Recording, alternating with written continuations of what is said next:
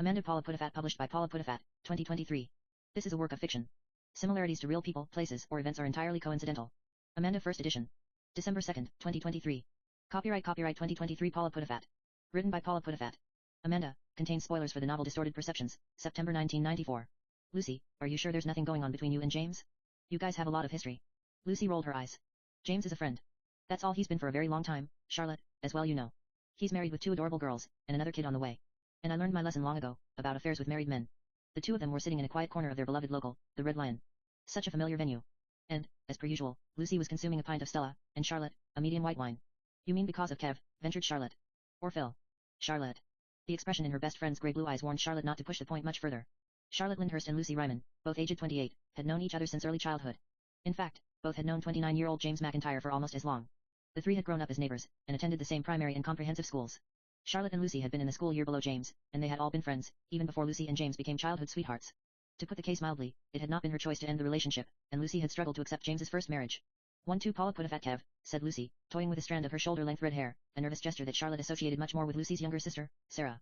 I realized in time that me and Phil would have been a huge mistake.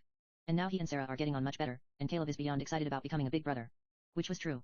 The birth of Pippa Jackson had been such a blessing to the young couple, whose marriage had been through a bad patch. Fair enough, said Charlotte. Lucy took a decisive swig of Stella Artois. Then, listen, Charlie, there was a reason why James asked me to visit, but it wasn't about him and me. In fact, Claudia was there almost the entire time. Anyway, I'm rambling. The fact is, James knows where my cousin is. Charlotte inhaled deeply. Shit. Lucy referred to Tara Ryman, the only daughter of Lucy's uncle, Mike. This uncle was the younger brother of Lucy's late father, Dave Ryman. Charlotte and Tara had been a couple, and lived together for years. You okay? Inquired Charlotte's friend. I'm fine. Just tell me, Luce. I take it she's still with Amanda. Yes, she is. In a sense, that is. They're still in Dorset. Charlotte, Tara, and Lucy had moved to Bournemouth in 1990, where they had stayed for a few years with Tara's friend, Abigail. They actually only moved as far as Poole. Charlotte's eyes burned, but she would not cry. She'd done enough of that. Mike knew, of course. He did, admitted Lucy, but he never told me anything. I heard everything I now know from James. She hesitated. Then, Charlotte, it was never what we both assumed. Amanda isn't Tara's girlfriend, never was. She's Amanda Lee, Erica's younger sister. Are you sure, Luce? Charlotte frowned. I do remember Tara mentioning that Erica had a sister. Apparently, she was at the funeral. James had been married to Erica, and they had had a daughter, Primrose. Both Erica and Primmy, as well as their second, unborn child, had died in a car crash, which James himself had survived. Before getting together with James, Erica, who had been 9 years older than her husband, had lived with her then-girlfriend, Tara. Tara was hurt when you wouldn't go with her to the funeral, Lucy reminded her. I know.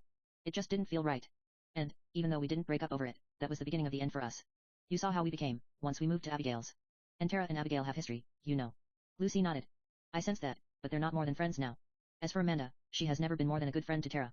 Her boyfriend, Oscar, and their son are living there, too. It was never about Tara and Amanda being a couple. It was about the connection with Erica. Charlotte could feel the sting of determined tears. Even if that's true, where does it leave me? Tara is in love with her dead ex-girlfriend. That's basically what you're saying, isn't it? It's more complicated than that.